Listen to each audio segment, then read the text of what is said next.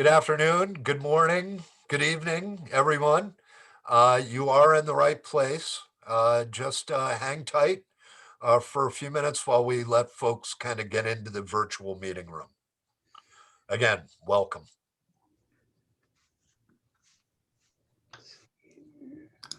Just looking at some of the attendees, see some great familiar names, some friends here. So nice to see you here. So nice to have you.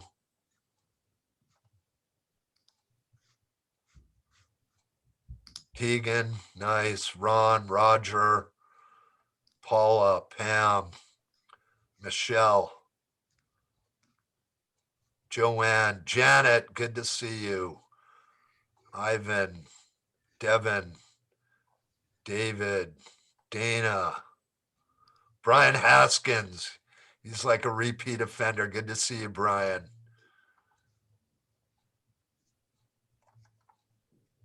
Outstanding. We'll get underway in just a minute, folks. I'm really looking forward to this afternoon. Excellent. So glad you could join us.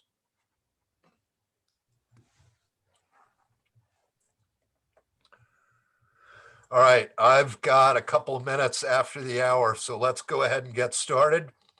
My name is Dave Hiltz. For those who haven't met me previously, I'm currently serving as the volunteer director for the Citizen CPR Foundation's HeartSafe Community Program. You are participating in the May Champions webinar, and we're really looking forward to what should be a very stimulating conversation this afternoon. So again, welcome. We are so glad that you were able to join us. Many of you are familiar with the mission of the Citizen CPR Foundation. Our three core values are listed here, and I'm going to draw your attention to that. And that we know of the value of bystander-initiated CPR and rapid defibrillation with AEDs. We know that these save lives. These two measures are proven to save lives. We also know that collaboration is absolutely essential among citizens, professionals, and so on at the community level in order to recognize life-saving potentials. And furthermore, we know that action based on best practices, science, education, and implementation improves outcomes. So again, welcome. We'd like to recognize and thank the Citizen CPR Foundation's partner council. Without their support, this webinar and our life-saving activities would not be possible. In addition to their support, I would also point out that each and every one of these council members has something significant to contribute to yours and our collective life-saving mission. They all have incredible products and resources. I encourage you to visit them, evaluate the suitability of their products, information, and so on, and helping you achieve your life-saving mission. Now, every month for the last year, I have paused for a few moments to see if anyone has any announcements. No one has taken me up on this offer yet.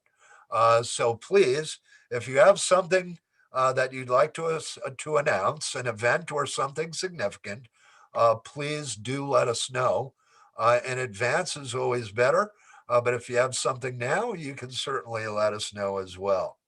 I do have an announcement, and that, boy, the thought of sunny San Diego in December is soothing to my heart, right?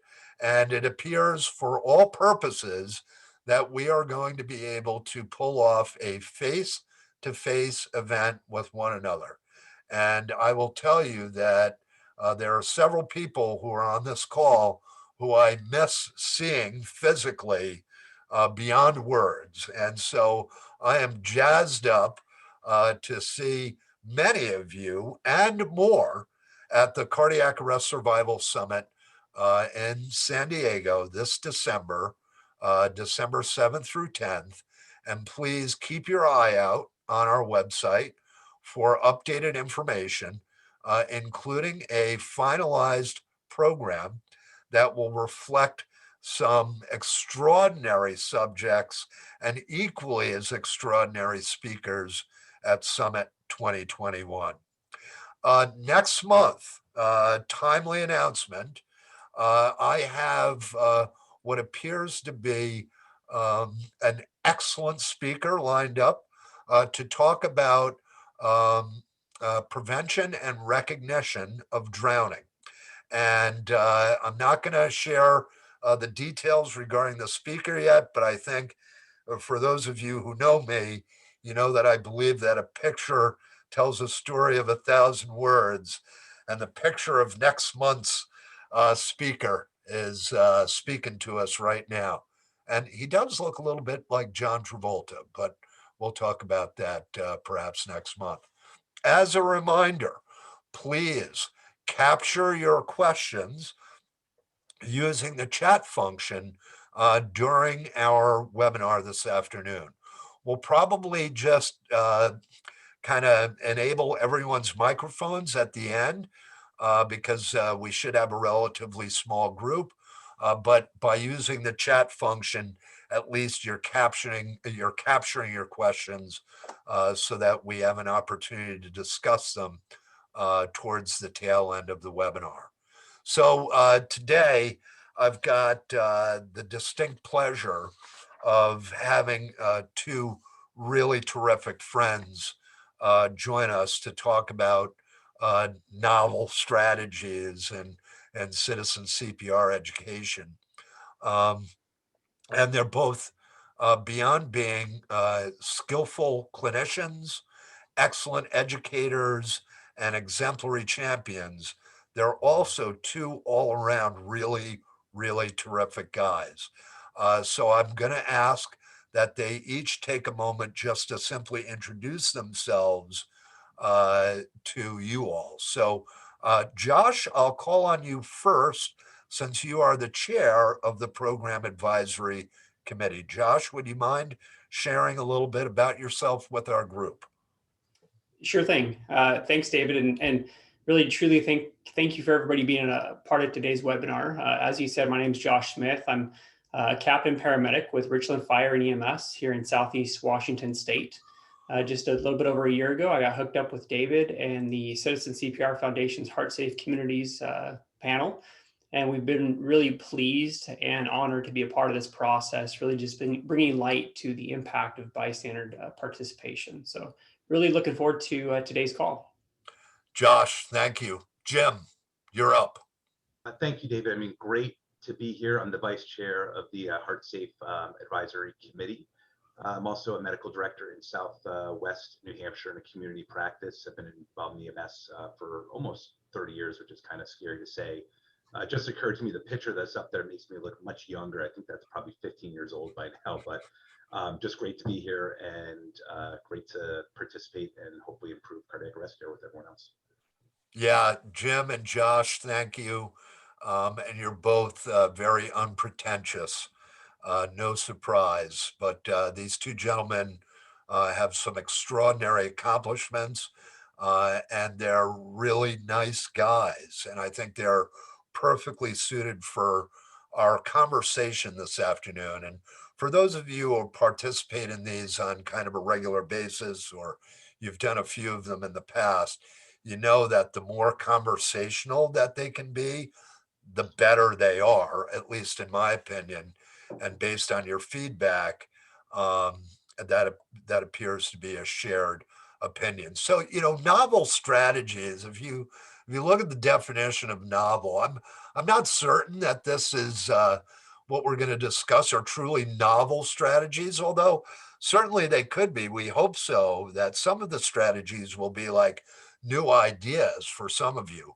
But I suspect, knowing what I know about you folks as an audience, I think some of you are going to be familiar with some of these ideas and perhaps have even tried some of them on your own. But at the same time, there's likely going to be some that, yeah, maybe you've never heard of before, or yeah, you heard about that, but then you forgot about it and now you're thinking of it again. And maybe it's time for that idea within your own community. So, the premise for this whole discussion, right there, I'm hoping that some of you who attend these regularly see that, there is some reason to, the timing of the subjects to be discussed. And so, um, for those of you here in the United States, I know we've got some folks from outside of the US that this may not necessarily be relevant for, but, National CPR and AED Awareness Week is coming up first week of June, right? It's like right around the corner. And, I recall my days when I was with some of the larger organizations involved with National CPR and AED Awareness Week. And it was like, always a struggle to like get some stuff, pushed out in time for this 1 week in the United States every year that is dedicated to National CPR and AED Awareness Week. Now, I don't think I have a photo here as a reminder, so I'm going to remind myself right now in that, yes, the first week of June is National CPR and AED Awareness Week. We know that there is a World Restart a Heart Day.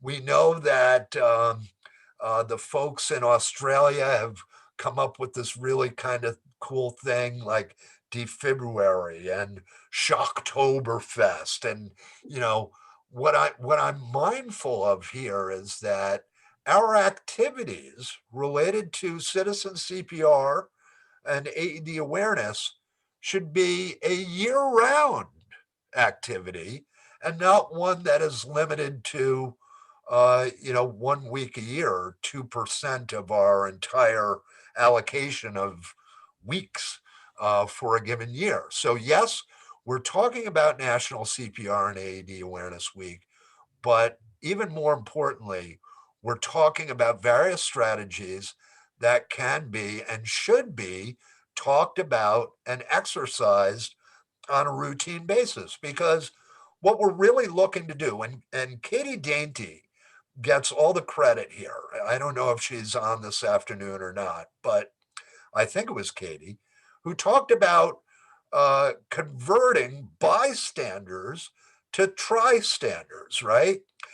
And so, we know about, the diffusion of responsibility and the bystander effect and all of these things that get in the way of people acting when, a fellow human being is in their ultimate time of need. So I think a lot of our strategies really need to be focused on helping that bystander to take action. It's my theory, and I think it's shared by many. You can, weigh in via chat if you'd like, but it's my feeling that the vast majority of people here in the United States and in some of our other friend countries out there is that most people have taken CPR sometime in their life. They've pushed on a mannequin, or they've seen it on TV, or they've seen an instructional video, right? And we know that some CPR is always better than no CPR, but yet our bystander CPR rates are not where they need to be. And we're going to talk about that a little bit more in a few minutes. But like clearly, whatever we can do to get people to take action rather than like whip out their cell phone, take a video or something like that, but actually try to help in somebody's ultimate time of need, that's what we need to do.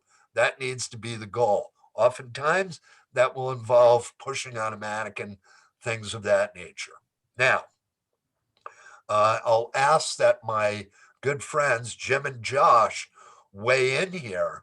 But if you look at we don't need to drill down into the finite data that's been shared by the Cardiac Arrest Registry to enhance survival. But, From my perspective, bystander CPR rates, bystander AED utilization rates. I shook up my magic 8 ball this morning instead of going into the CARES data and making myself dizzy. I just relied on my 8 ball. And this is what the 8 ball told me. Outlook not so good. Jim, Josh, would you like to care on, to weigh in on the magic 8 ball response here? Is it somewhat accurate here? Yeah, unfortunately, I mean, I would say that we need to do better. I mean, that's really I think the take home point from a lot of what we'll talk about is we need to do better. We're not doing very good. I mean, CARES, I think, found 40% bystander CPR rate and a 9% public arrest AED rate. And that's atrocious in my mind. And I think we can do better. And that's the problem, Dave, like you mentioned. I think that we can get bystanders to act and be, I love the tri-stander concepts. I actually had not heard that before, but we just need to do better. And there are simple things I think we can do. We talk about cardiac arrest care. It's not complicated, but it's not easy either with those links to the chain of survival. But there's a lot of simple things that communities can do to really improve the outcomes in their community. Excellent. Thanks for supporting my 8 ball. Josh.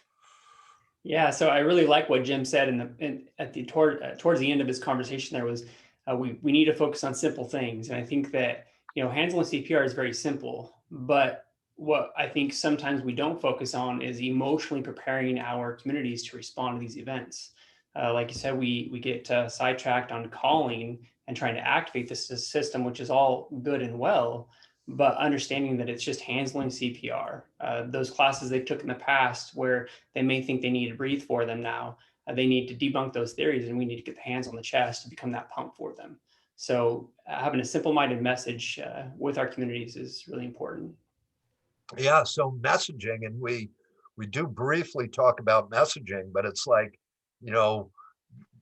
constant kind of reaffirmations, like your actions can only help. It's hard to hurt somebody who's already dead, right? Just like, and it needs to be kind of a consistent, constant, gentle pressure, right? And I use that word pressure with a little bit of caution, and that you don't want to really push too hard on your citizenry, but they need that consistent messaging if you want to change behavior. And in my opinion, this is a behavior change amongst, the general public. You know, we need to apply that gentle messaging consistently year round. I mean, from a cultural perspective, I think we as citizens are trained from a very early age to like, dead things are not healthy, right? Like,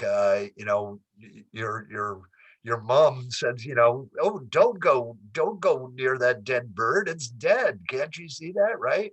And then our expectation is that, somebody will take a couple hour CPR course sometime in their life, and then they're going to kind of get up every morning and proactively go out and look for people to rescue and do CPR on. I mean, that's just not a reasonable expectation.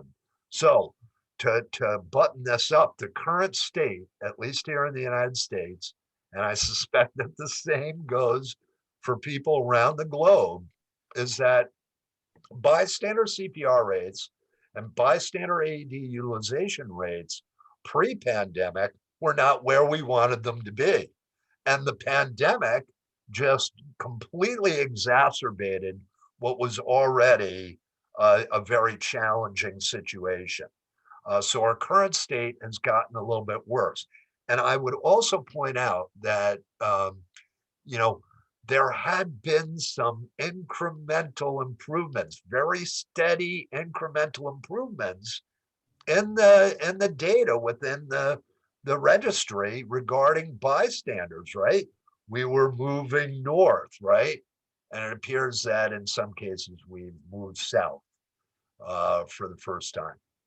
Not even we didn't advance on our goal, but we actually lost ground on our goal. And I'll say in my own home state of Rhode Island, our bystander CPR rates are less than half the national average.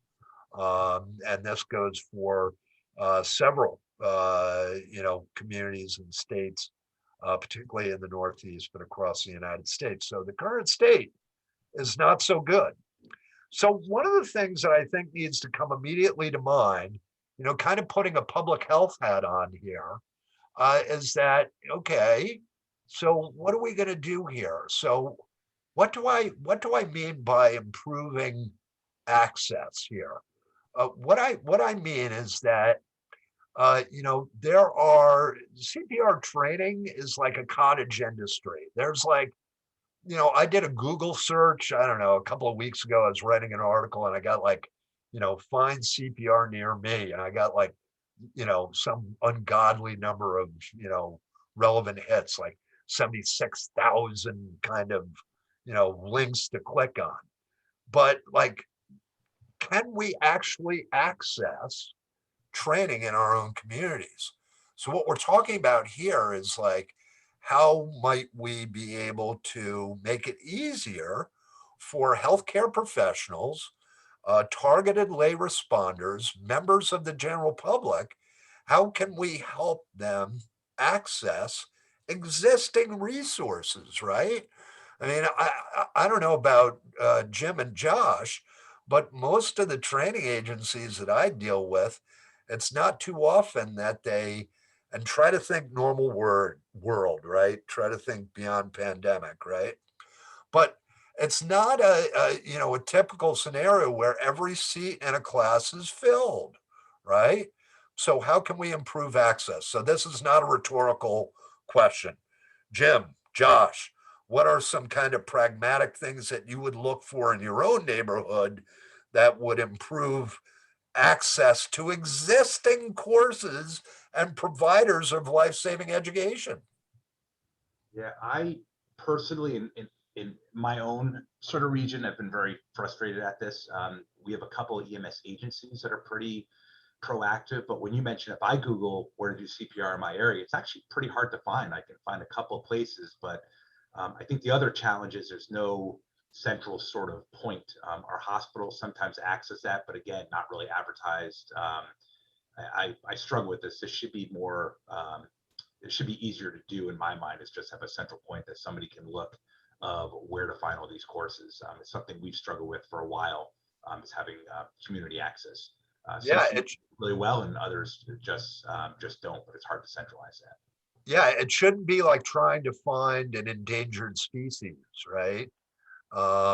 Or if you find it, it's like, yeah, you can't get there from here, right?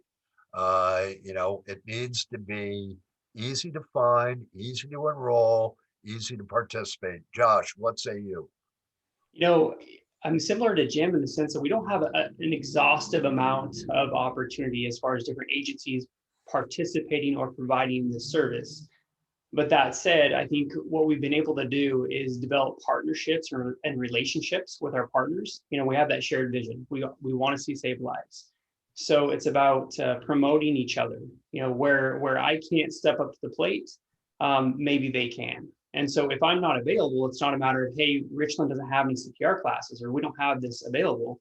But hey, you know what? Guess what? I'm going to find a solution. I'm not going to identify a problem. I'm going to find a solution to it. Yeah. And I think a really important part that we've seen benefit our community is the fact that really letting people know you don't have to have a certification. You don't need to go find a certificate during your course. So there's going to be programs like ours where we don't provide certificates, but we provide the training. And one of the benefits to that is it doesn't take maybe 4 to 6 to 8 hours to provide a course. So there's a really diverse availability of training. And so it's just a matter of identifying your partners and then, sometimes saying, you know what, we can't do it, but somebody else can. So let's find the solution. Perfect. Yeah, that's a really good point. And I think that goes back to the recognition and willingness as well, as there are people who believe that I can't do CPR because I'm no longer certified or I'm expired. And I think getting the word out that it's completely okay to do hands-only CPR and just have a brief introduction you're not gonna be sued. You're not gonna hurt somebody. So I think that's a good tie-in to that willingness slide as well.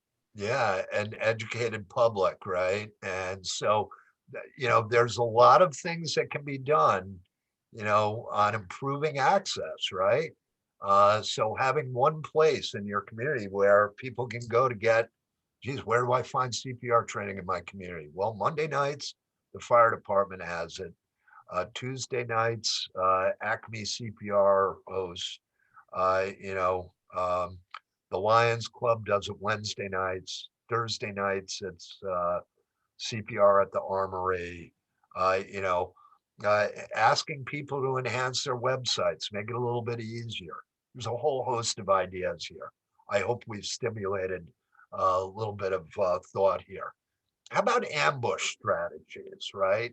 So you might be like, well, what is that, right? And I probably didn't pick the best photo here, but hey, it's the biggest city on the planet, and they've got a mobile CPR unit. But ambush strategies are like, so you've all probably heard about the low dose, high frequency approach to CPR skill acquisition, right? So rather than every 2 years taking in a big bolus, you do this little bits and pieces.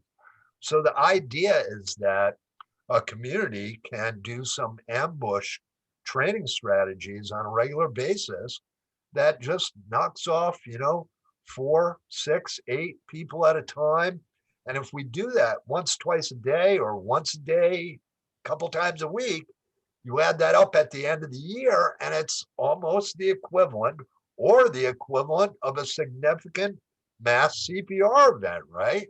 So where can you ambush people?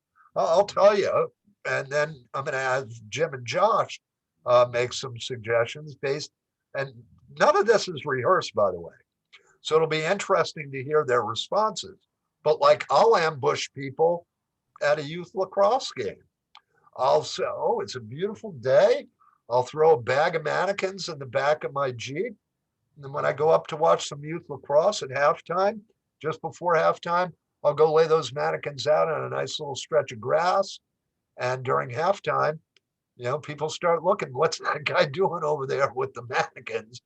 And I'll say, yeah, don't look, come over, and we'll take 5 minutes to get some hands on chest, learn some life-saving skills, and talk a little bit about, how important it is to intervene. And boom, done. Whistle blows, back to lacrosse, another 10, 12, 14 adults and children with a little bit of hands-on CPR experience. Josh, Jim, very quickly, ideas on where you might do some ambush training. For us in Richland, one of the things that our city really promotes is our parks, and we have a few hiking.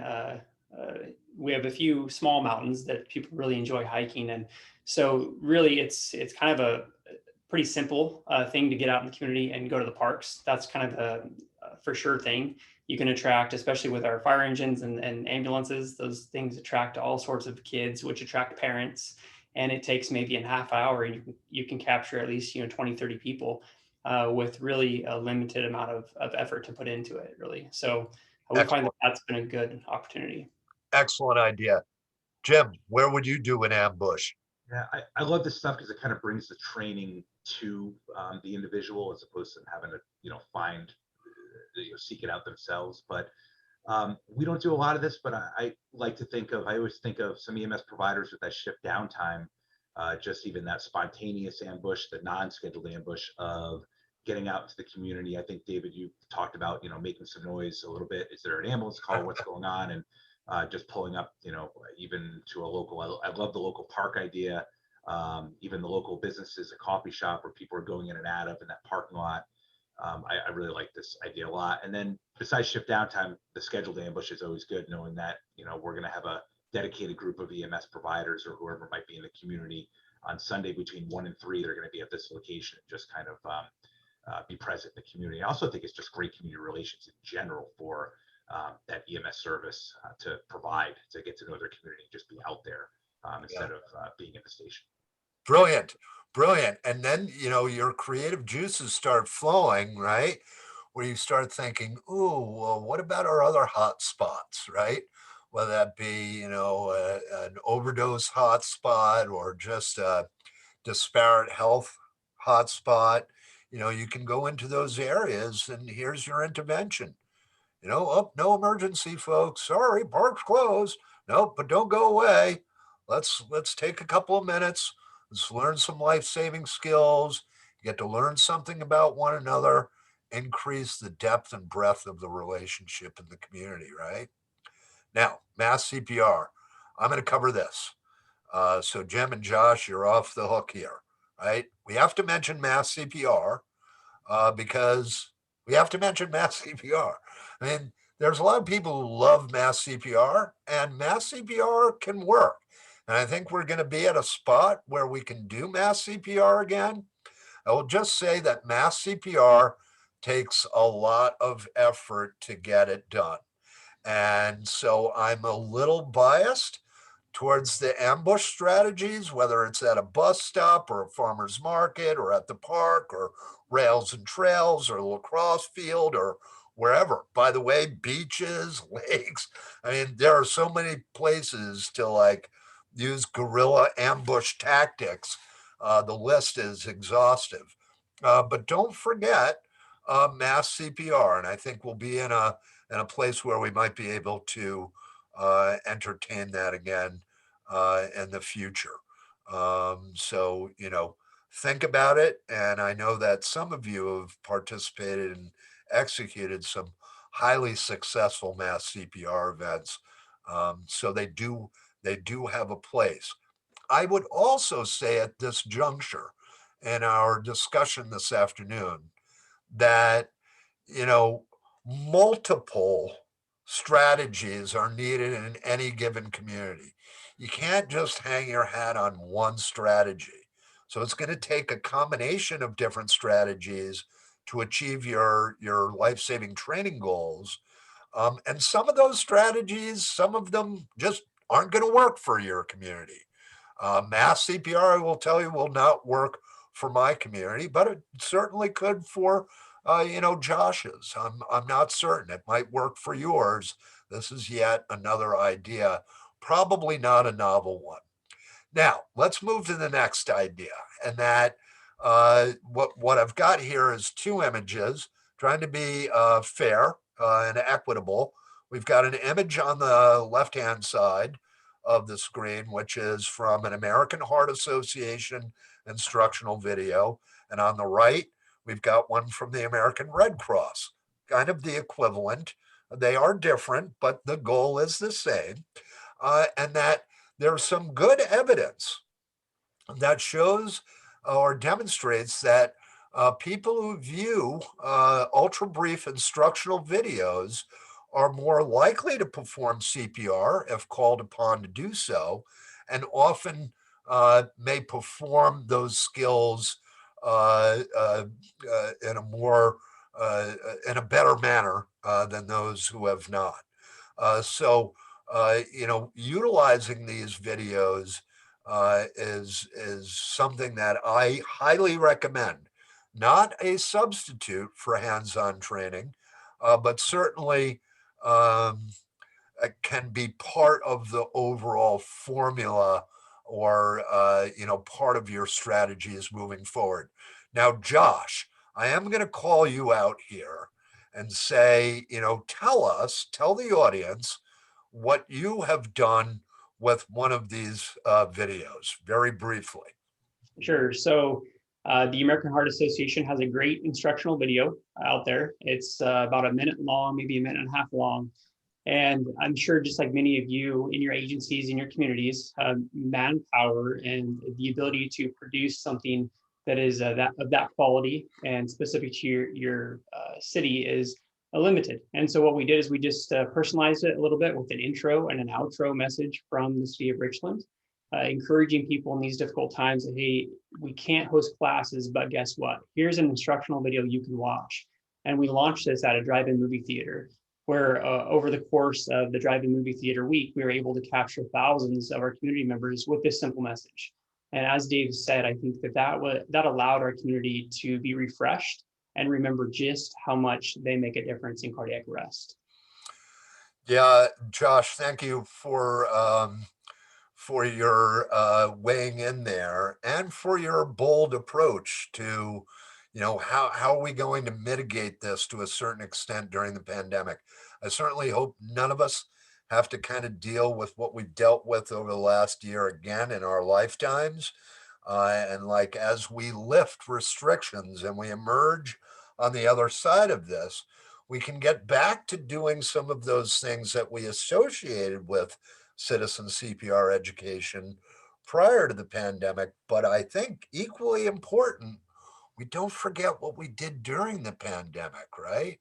Because this all rolls up, it's all force multiplication, um, moving the citizenry towards being not only ready to perform CPR, but willing to perform CPR.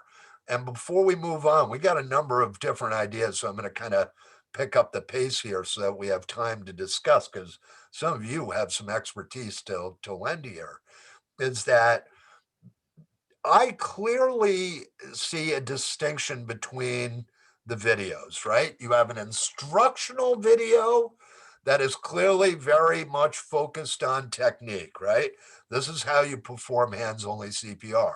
And then you've got others that I qualify as CPR promotional videos, right?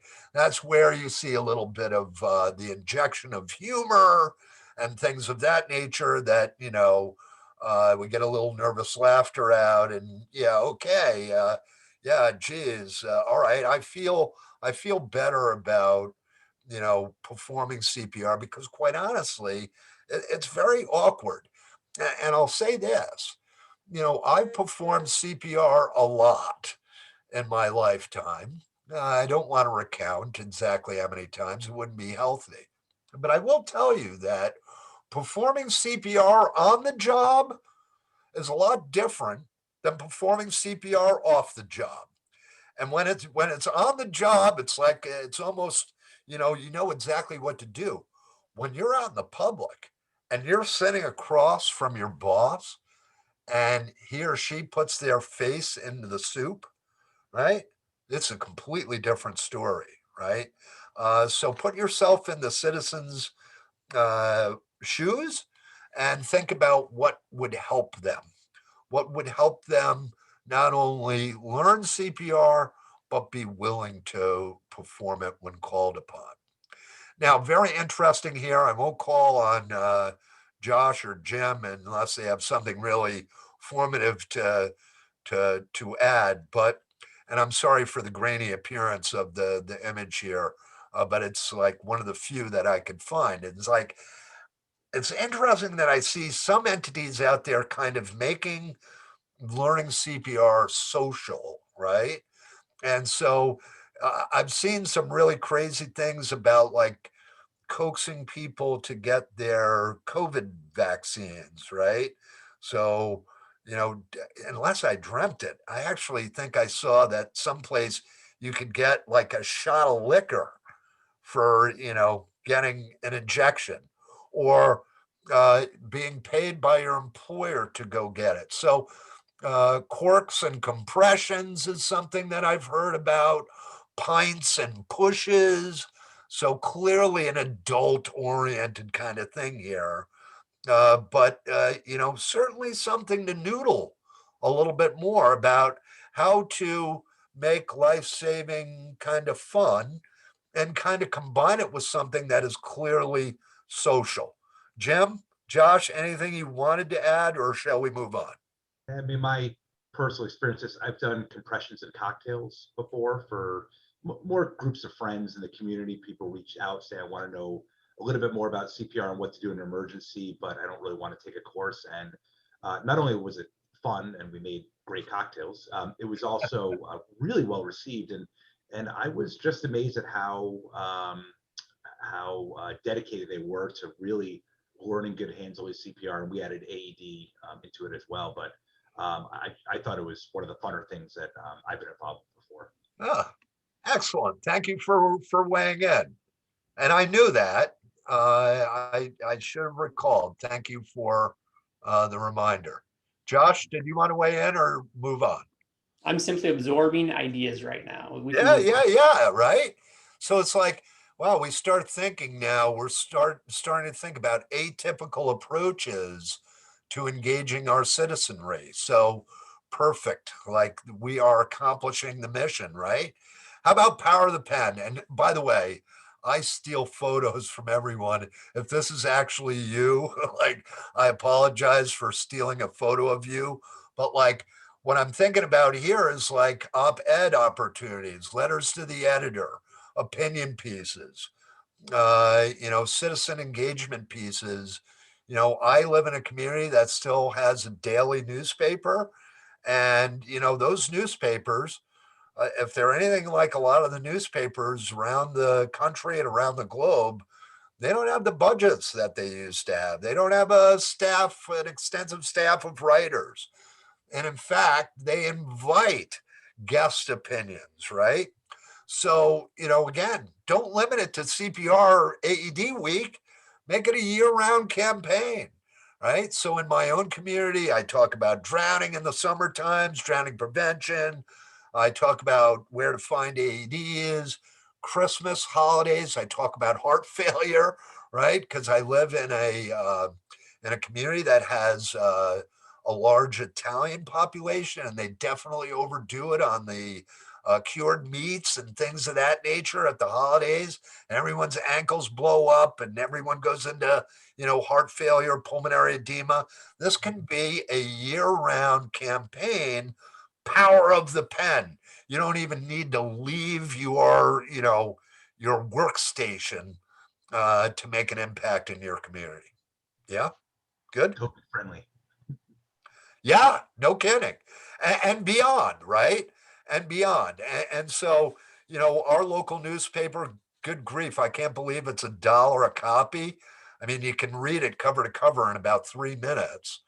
But, it is read by members of the community, essentially because of the high school sports coverage. But, again, look at the power of the pen. Is there an opportunity for you to engage your public through writing? Okay. Josh, Jim, anything you wanted to add? No, I think it's great. I mean, it's a great way to advocate, and it's a simple tool. And Jim, you're an emergency physician. I learned this from one of my emergency physician mentors early in my career. I remember, and I think I still have a copy of his handwritten article, which was entitled, "What is an emergency?" Right? So, everyone knows, oh, in case of an emergency, call 911. But wait a second. What is an emergency that warrants a call to 911? And what should I expect during that call? Written that article, okay? And we'll try to provide you with examples. Not that you need to repeat my mistakes, but it'll give you an idea of things that you can write about in your own community. Here's something: media partnerships, right? So obviously, this is from Fox News, important people, and geez, we all think, wouldn't it be great to be on Good Morning America? Be careful what you wish for, right? Because a live demonstration of flawless CPR skills is not something that I'm eager to do on, national television. So I'm gonna turn this just a little bit, right? And I'm gonna talk about a true to life story. New England Cable News, NECN, many years ago when I was working for somebody else, was looking to do a story on CPR. And I said, well, geez, why stop there? Why don't we have Boston EMS come into NECN headquarters and we'll do training, hands only CPR, non certification training for all of the NECN staff that are in studio. Doesn't matter what they do, whether they're, a grip or, a reporter, it really doesn't matter what they do, we'll do the training. And what happened was, this was on purpose, was that NECN and Boston EMS developed a partnership on all things related to resuscitation. So anytime something would come up related to resuscitation, NECN would pick up the phone and call Boston EMS as their subject matter experts to help them, with the report or the story.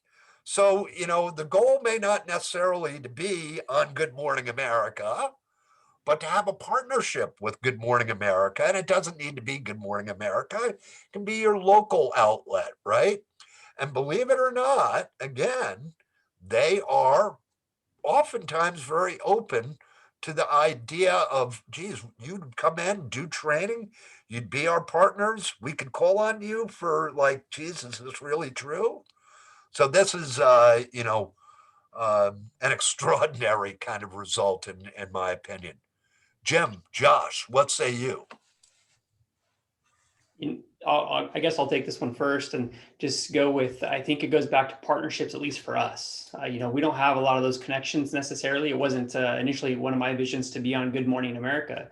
But when you mentioned that, actually our local hospital has a dedicated time slot before Good Morning America every day in the local TV stations. So for 2 minutes, they would promote HEARTSafe Richland, initially kicking it off. They'll help promote our message. So it goes back to partnerships. You may not have it in your agency, but who does? And building relationships and going at it from a shared vision. And all of a sudden, guess what? We have a lot of opportunities that we never thought we did. So Excellent. Excellent. We've got a number of different things to talk about, so I'm going to march on, right? Targeted training. Obviously, we look here, school-age children, clearly this is kind of uniform across all advocacy groups, whether it's Heart Association, Red Cross, Safety Council, Citizen CPR Foundation. We are all in favor of training the next gen of lifesavers, right? But we can also think about targeted training for senior citizens, for diabetics, right, diabetes, heart disease in disguise. There are various different groups that we can target specifically for hands only, non-certification and certification training, right? Manikin Alternatives, right? And again, all pictures are for messaging purposes. They are not for promoting any one particular product or association. But I believe this was a Red Cross innovation where they kind of had these flat Stanleys, right? With these foam ambulances, and people pushed on the foam ambulances for compressions. And to that end, why not a mini soccer ball, right? Why not a football? Why not an empty 2-liter beverage bottle? What type of ordinary household items might be used for mannequin alternatives?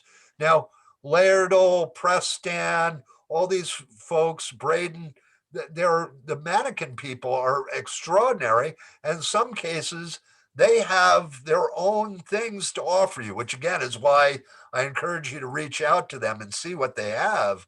But like, geez, we want to put 200 people out on the athletic field and get them pushing on something while they're watching an instructional video on the Jumbotron or whatever you want to call it.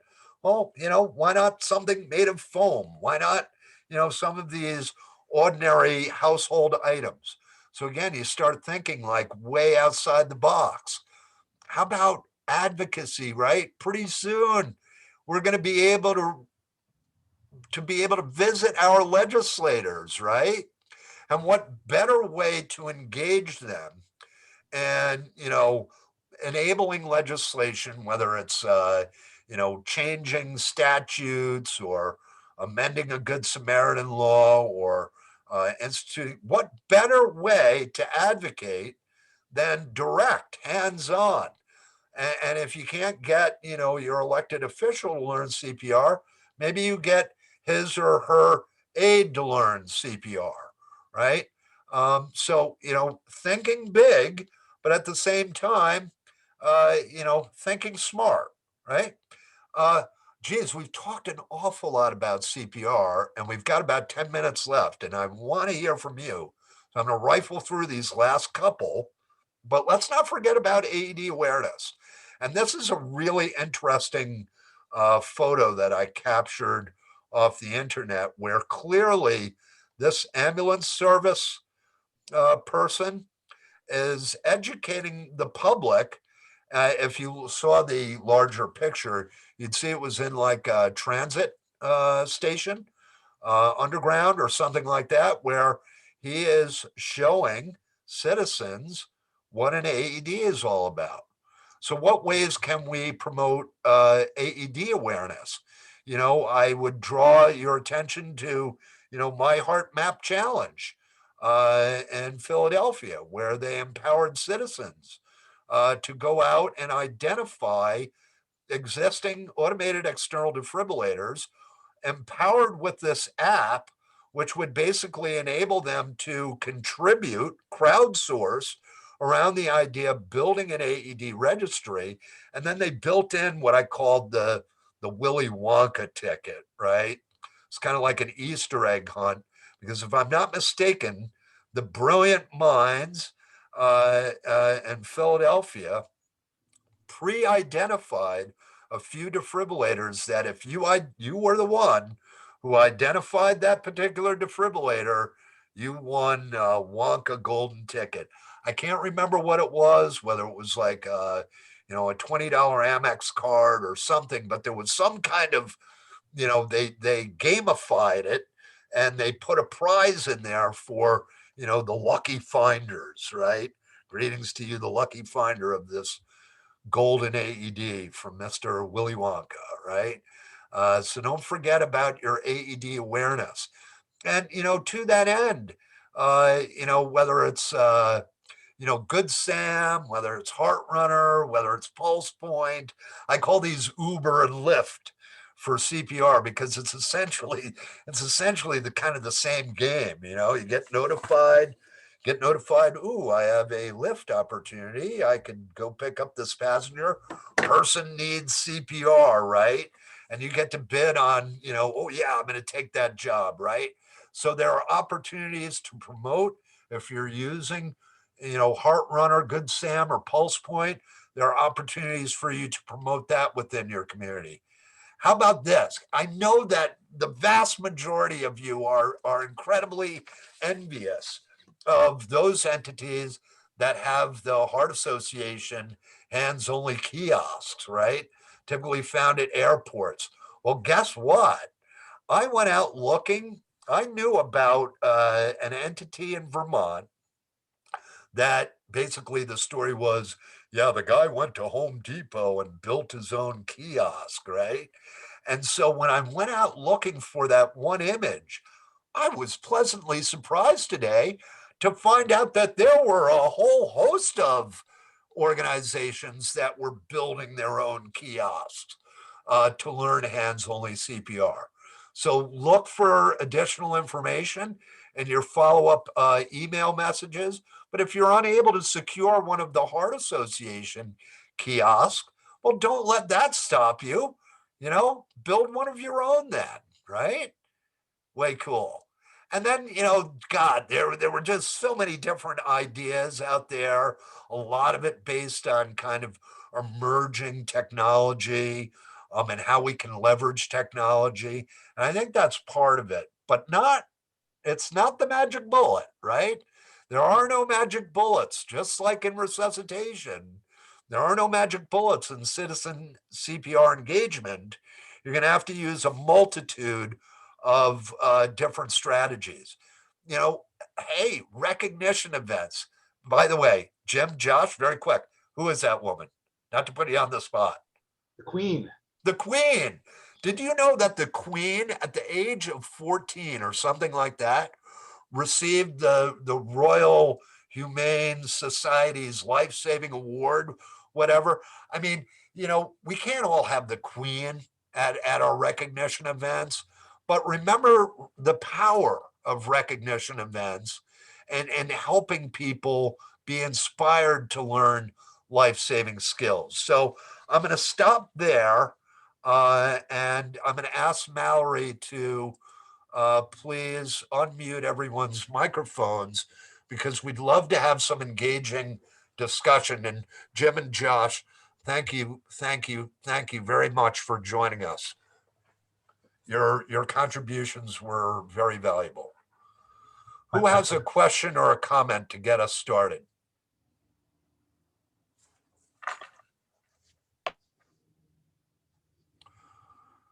Yes, Joe? No, Joe. Mallory, were there questions captured in the chat? No questions have come through in the chat here, David, but I will just encourage attendees that you do have the ability to go ahead and unmute yourself and communicate with the speakers. I see Brian has your hand up, so go ahead, Brian. Brian. Hey, David, Jim, Hey, and Josh, Brian. thanks for. So I'm calling from Melbourne, Australia. I have a bit of a cold, so apologies for the voice. I was just at a conference, the Association of Ambulance Industries in Australia here. And about a year ago, I wrote a supporting statement to get them a grant for AEDs, and the federal government gave them $1 million to put AEDs on their campsites. And a lot of the questions initially were, are they safe and will we get sued if we use them? A year later, about 8 of them have been used. 2 of them were used to resuscitate 2 4-year-olds who drowned and another gentleman who had a heart attack. So there's been 3 saves in a year. At this year's conference, the questions had changed to how many AEDs should I have in my campsite? So I need more than 1. So Yeah. in a year, the whole attitude has changed. Outstanding, Brian. And you know what I would say is, and I'm happy to run just a couple of minutes over this afternoon, but there was a great flash mob that was done in Sydney years ago, and I'll see if I can't put that into the follow-up email. Brian, thanks for all of your contributions. It's always nice to see your face on these calls. Who's next? Can you hear me? Yes, Ron. Okay. Quick comment. I'm in Vancouver, and of course, we're inundated with overdoses, and there's a great promotion for doing hands-only CPR. Is there any concern without not including ventilations for people that are willing to do that? Because if all these arrests, or many of them, are hypoxic arrests, and my concern was simply pushing on the chest may be futile. And I wonder, maybe Jim, you could comment on that one.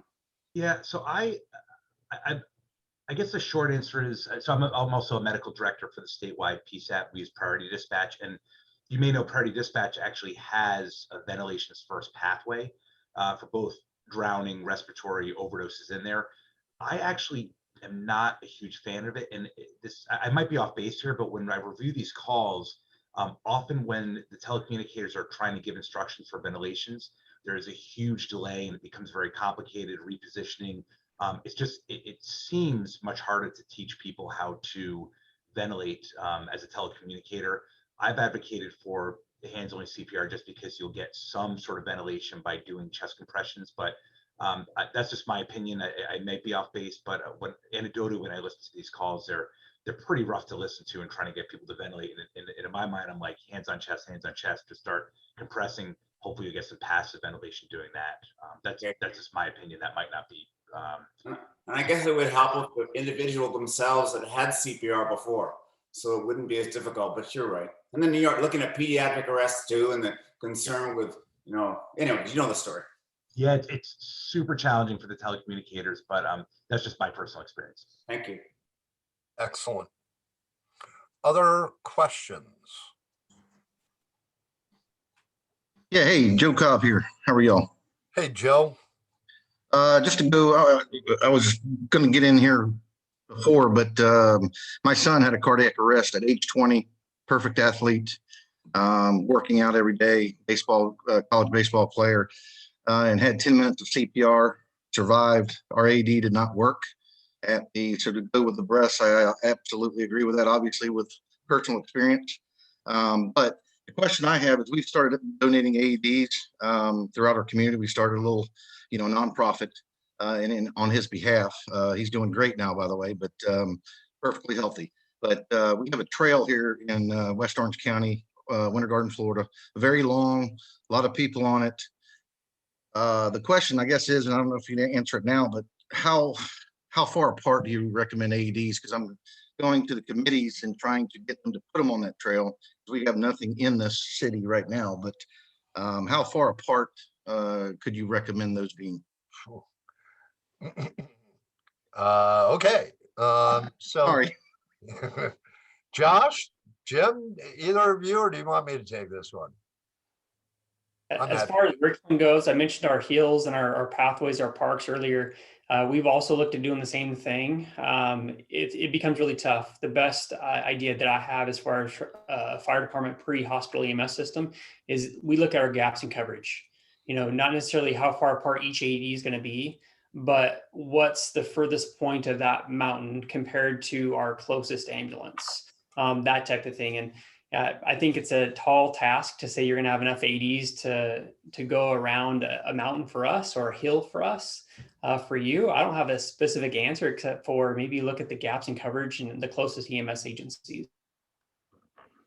That helps tremendously, actually. That's a good point because I haven't looked at that yet as far as the ambulance coverage or anything like that. So that's a great point. Thank you. Yeah, I was thinking something similar, Joe, in terms of like where's the access to those trails? Are they closest? That maybe it'd be more valuable somewhere further off the road where it's going to take longer for responding EMS or hopefully police with an AED to get in there. And I think additional discussion is warranted. And so when we circulate the post webinar email, I'd encourage you to reach out to me so that we can have additional dialogue. I've clearly made a mistake here this afternoon, and I apologize to my good friends, Jim and Josh, and the entire audience. I should have scheduled more time for this discussion, but I do apologize. I think we need to maybe have another one of these to further flush some of these ideas out. But at this time, I'd like to say, on behalf of myself, Jim, Josh, the Citizen CPR Foundation, our partner council, thank you very much, not only for your participation in this afternoon's webinar, but for your continued advocacy and sustained efforts at improving survival from sudden cardiac arrest. If you take a moment to just very quickly in the chat function, let us know how these webinars are going. Was this beneficial? Did you get any decent ideas? That would be very helpful to us in making future webinars even more valuable to you. Again, on behalf of the Citizen CPR Foundation and all of us, to all of you, stay safe, stay well, and we hope to see you next month. Ciao. Thank you.